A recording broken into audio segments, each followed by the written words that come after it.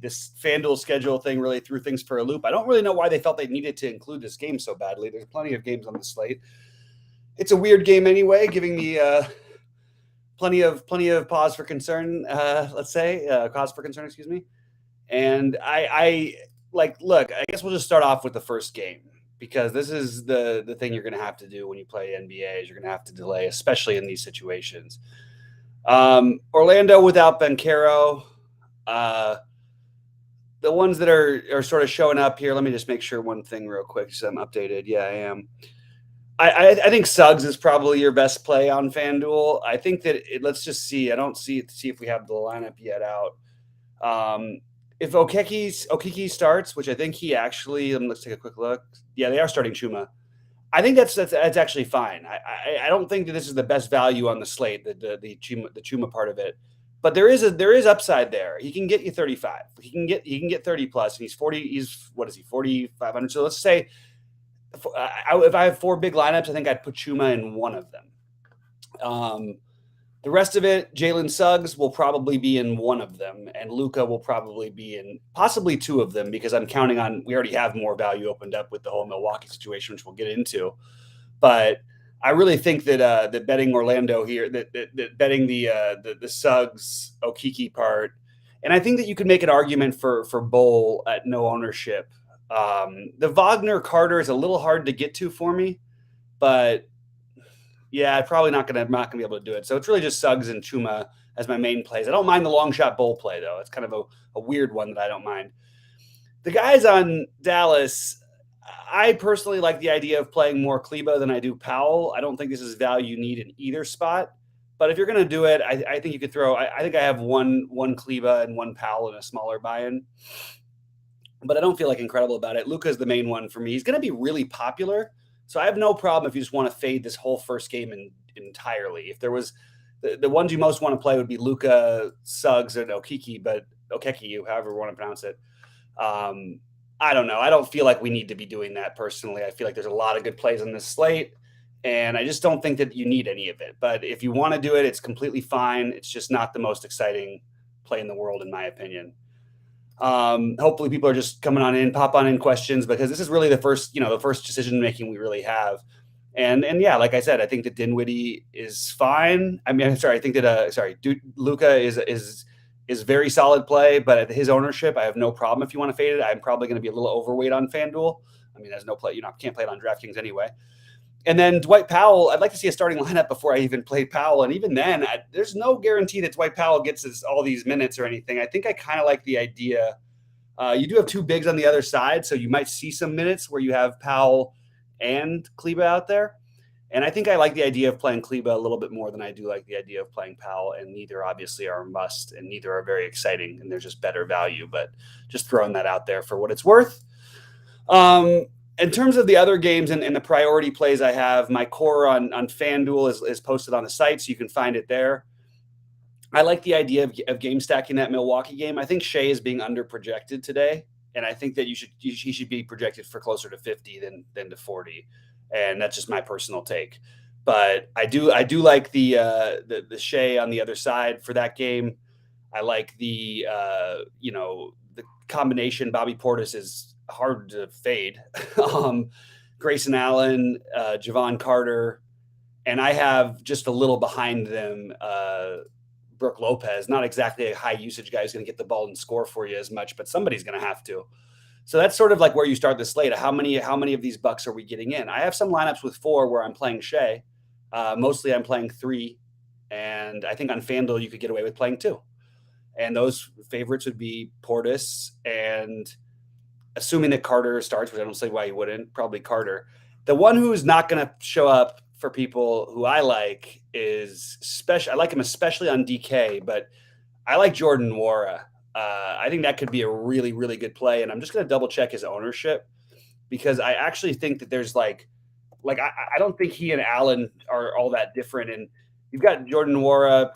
I guess he's projecting at 16% on FanDuel ownership wise I'd be surprised if it's that high personally. And on DraftKings, I think it'll be lower than that. You got him at 2,000. I don't know. He's getting a little more love than I thought he would, but I do like him for what it's worth. The one I only have one of is George Hill. I'm more interested in Carter personally. Um, and I just feel like the George Hill thing, like we know this. This is not a high usage guy. He's got to hit threes for it to get there. People will say, "Oh, he has the ball in his hand." Will he even have the ball in his hand? I don't know. I'm personally much more on the side of Carter than I am on George Hill. I also think that the Grayson Allen and Jordan Nwora probably better if you're going to play them separately. But I think you can play them together, and I have no problem with it. Um, and I think the obvious ones are Bobby Portis, Javon Carter, and for me, I do like the Grayson Allen and Jordan Nwora as the next thing. Then I'll get into some Lopez and Hill. I also am playing a little bit of the Marjan Beauchamp. They could give this kid some minutes. That's more of a DraftKings play. I don't think there's any reason to go there on FanDuel, but why not play a little bit of this kid who really isn't getting the ownership and there are paths for all these guys to get minutes. The problem is you might get Thanasis out there. You might get Sandro Mamukelashvili, whatever. I can never pronounce his name right. So it's really hard to know what they're going to do. I think that knowing their starting lineup would help, but we're not going to know that till 8 Eastern time. But I do think you're playing a minimum of 2, and I think the sweet spot is probably 3, and I think if you're going to game stack, it's 4. And I think you could definitely get away with it tonight because this game should stay fairly close with no Giannis and no Holiday, and then you got Shea on the other side, who I think makes a lot of sense. And I just really like that route and of builds today. So that's what I'm going to end up doing quite a bit of. I'm not messing with anybody else except for a little bit of Giddey on OKC. But I think that both of those guys as run backs, we haven't seen the big game in a while from Giddey. But I think this could be a good spot for him. So I like the idea of getting 4 or 5 of your guys committed to that OKC Milwaukee game. That's sort of a general route that I'm looking at. A lot of other 1v1s that I've got a lot of Zion with Levine on the other side on both sides. I'm looking at who else. The other obvious play, Devin, with no Chris Paul, you've got Booker and Cam Payne. I'm trying to figure out why the projection seems a little bit off. There it is. It's updated a little bit. Cam Payne is kind of the obvious one, but don't be surprised if Cam Payne, like we've seen Point Booker in the past. I know last year they ended up starting Payne in these spots.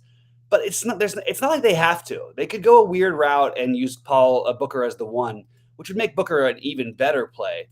I think Booker's still a tremendous play, even with Cam Payne there, but not the same boost that I give him if Payne wasn't starting. If Payne isn't starting, I think Booker is just a phenomenal play. And the weird part is he's still looking like he's projecting pretty low ownership wise on DraftKings. Going to be a little more owned on FanDuel. I think that Booker is a phenomenal play. I also love Darius Garland today.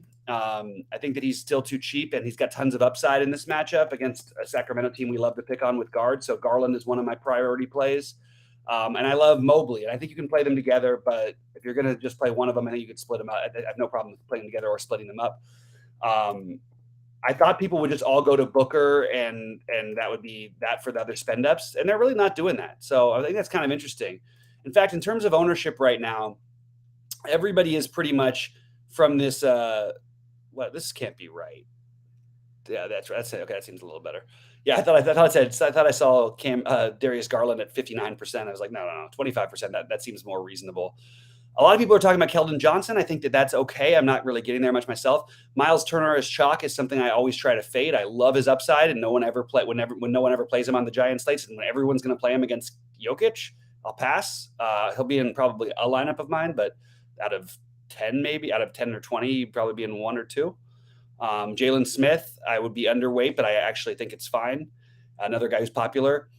Fred VanVleet and Rozier, I like quite a bit. They're going to have some ownership. I'm a little lower on Vassell than the field. I'm going to be lower on Scotty Barnes than the field. I'm going to be lower. Well, I'll probably be right near the field with George Hill because he's only looking like he's getting 13% ownership right now on DraftKings. And these are mostly DraftKings talk, but it's pretty similar with FanDuel.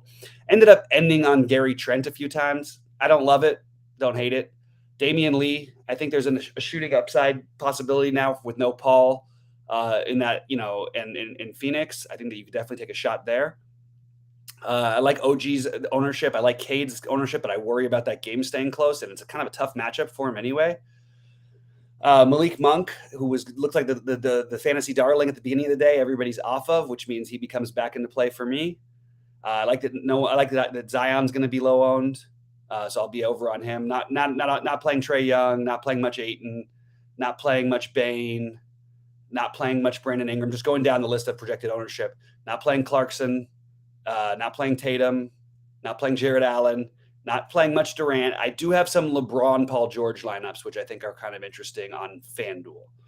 I think Julius Randle is a little lower owned than he should be. I think Domantas Sabonis has upside, even though the matchup's tough. If they put Jared Allen on him, it actually, he could hit the three. He just won't shoot the threes this year. So I'm a little hesitant on that one. I don't really know what to do, where I stand on it, because I kept ending up in that price range. I think Ja is a really interesting spend up if you're not going to play, the more middling route. Most of my lineups are the 9K guys and below.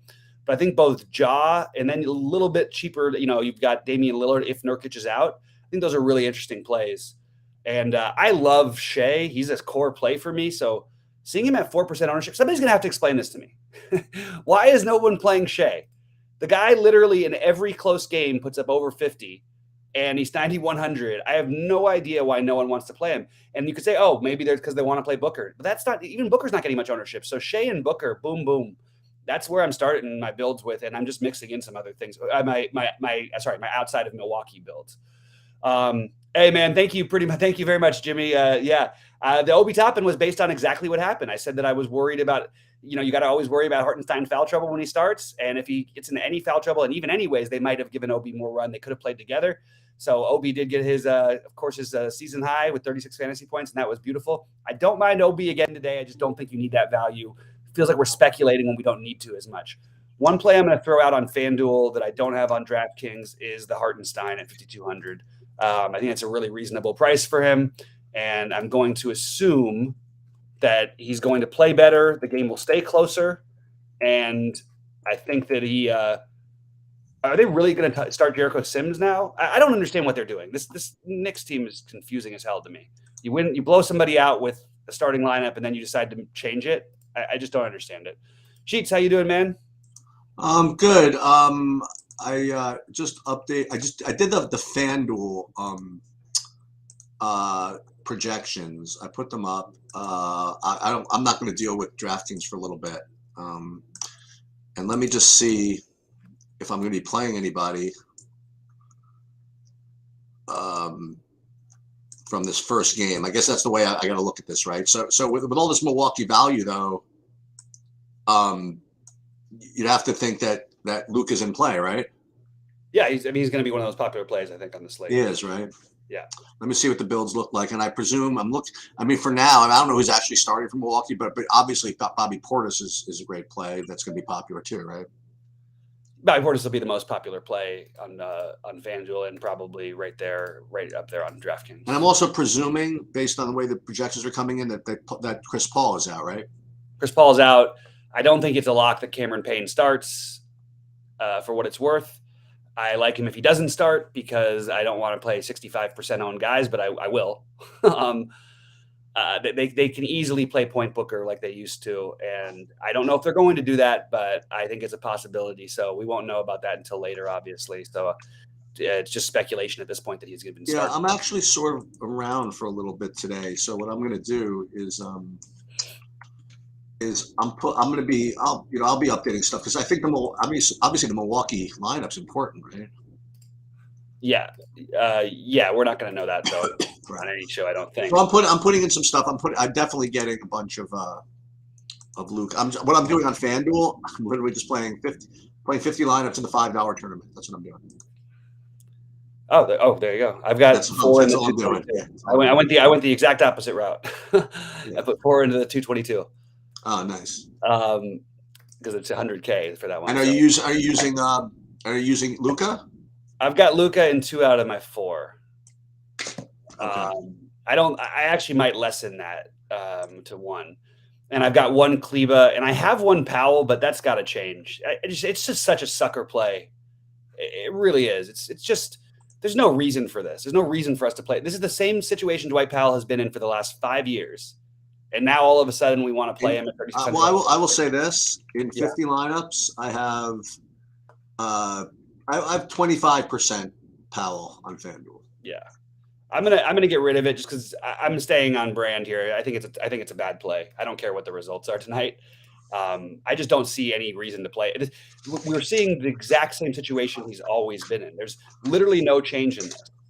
And in those 5 years, how many times has he been over 15 fantasy points? Like, you know what I mean? Like, there's nothing that lends itself to him having a big game here. Let me ask you a question. Yeah. So you'll concede that he might get the minutes, but you just don't think he'll be efficient enough, or his usage will be enough to. I don't concede that he'll get the minutes. I think they'll do the same thing they've done with him for the past 5 years. He's never gotten the minutes. It would be like playing JaVale McGee, which you could just do any night. So there's no specialty tonight that helps Dwight Powell. They just happen to have started him again instead of Willie Cauley-Stein, and everybody loves the new guy back to starting as if it's a brand new thing. It's the same situation. Can he get there? Of course. You know, and the one thing he's got going in his favor is that Orlando plays 2 bigs, and maybe he gets extra minutes because of that. Well, this is interesting because this is what I like to look at. And the reason I asked you about what are you expecting? Yeah. Because I'm getting him in like 25% of lineups with a minutes projection of 19 and a half. Yeah, which I just think is bizarre. He's a bad fantasy point per minute guy. So what are you hoping for? 18 fantasy points? I mean, I haven't projected at 22. So we're counting on him to be an over fantasy point per minute guy, which he's never been. Maybe I'll be up in 5 minutes. So you don't think he's a point per minute guy? Not even close. Okay. He's one of he's like this year, he played 26 minutes in one game, he had 14 fantasy points. He played 22 minutes against Brooklyn, 15 fantasy points. In fact, has only eclipsed his minutes and fantasy point production in 1 out of the 6 games he's played in. If there's a reason to play him, to me, it's that you're counting on him getting extra minutes, and that JaVale McGee gets faded out of the rotation completely, which he basically does anyway, and that they won't use Kleba to guard Carter, which is possible. To be honest, that's completely on the table. But it's also the first game, and it just feels like sacrificing too much. I'd rather like almost just put a random minimum cost guy and just hope. Like let's play like we're playing a game here. Jordan Nwora or Dwight Powell. Jordan Nwora is so much better of a play than Dwight Powell is. I just can't do it. Yeah. All right, I'm gonna go grab something to eat, but I'll be back for like 6:15 probably. Okay, all right, and I'll probably jump back on, but I'll do this for another few minutes and then see if there's any questions. Then I'll jump back on at 6. Okay. All right, bud. All right. Let's see, guys. Fire on any questions or in there or whatever. Yeah, I'm just going the other route with this one. I think it's the right thing to do. I'm going to feel better about myself. I don't care if Dwight Powell beats me, then Dwight Powell could have beaten me 500 times in the past. When you want to use him as like on a small slate or when he's being overlooked or something, I just don't even, I really don't get the project. And you know what? The weird part is that he's actually not going to be as owned as people think he's going to be, or as much as we talked about him being. So it's fine. It's in general a bad play. But it's 3,600. Said true DFS NBA projections have been updated. What just happened? They should be available at SaberSim in a few minutes. I guess that means Sheets updated the projections. There you go. So let's see real quick. So yeah, the only thing I have Powell in is a $5 tournament.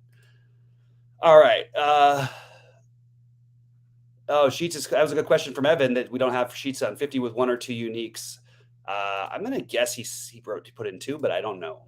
And I don't think it's a huge, and he put a slant on some players. Like, I mean, because Dwight Powell is not like, I'm looking at the projections now and all the value that looked like he was going to be early today. I just don't see any reason for it personally. What just happened here? Because now DraftKings, that's the problem. I hate, that's one thing I love SaberSim and I love our whole thing, but trying to have a level up at the same DraftKings and then refresh always takes you to the other one, which drives me nuts. And it's something I hope they figure out at some point. I think they will. Yeah, Dwight Powell's projection. I mean, look at these projections. This is nuts. 28 fantasy points is a median? I don't know about that. I do think the ownership being low enough has me on to like, okay, I would be fine with 1 Powell. I'd rather just play Kleba. I know the sheet spot, Evan. I have my sound on, which I didn't realize I had it at speaking to me. So I'm gonna have to fix that after the show. Kevin, if you want to talk hockey, we'll be back in like 30 minutes. But for right now, I'm just sort of focusing on the FanDuel side of the draft of the slate, and Sheets will be back in 40 minutes. We'll go through everything else at that point. I'm trying to look at how much Cameron Payne I have on FanDuel, and it looks like I've got him in all of my lineups. I probably will adjust that to. Okay, let's do a 2v2 here because this lineup I'm not crazy about here. I don't think I need to play every campaign lineup possible. It seems like a little bit much. Okay, let's see. Luka, Allen. I've got an insane amount of Booker. I think the Booker's being way under projected for what it's worth today. I really do. I just don't see any reason why he's so low. And for what it's worth, I like Jokic every bit as much as I like Luka on FanDuel today. If that comes up for anybody, that's where I've got it. And I don't think I need to play Luka in every single lineup or in half my lineups either. So pop on in questions, guys. Pop on in some thoughts. Happy to get to anything. Just trying to get off of one of the campaign lineups at the moment. And I'll fill with a Royce O'Neal for the moment over there. Small forward spot. And I would encourage people to get a little bit, weird with it today because even though it's a huge slate, there's tons of chalk. And I just think getting away from that is interesting. Raptors don't have a must play on either site. Every 4 of the guys is fine. None of them are must plays at all. To answer that question. And I think that's pretty much going to do it for right now. I'm going to be back in 30 minutes with Sheets, and we'll cover the main slate then. Good luck, everybody.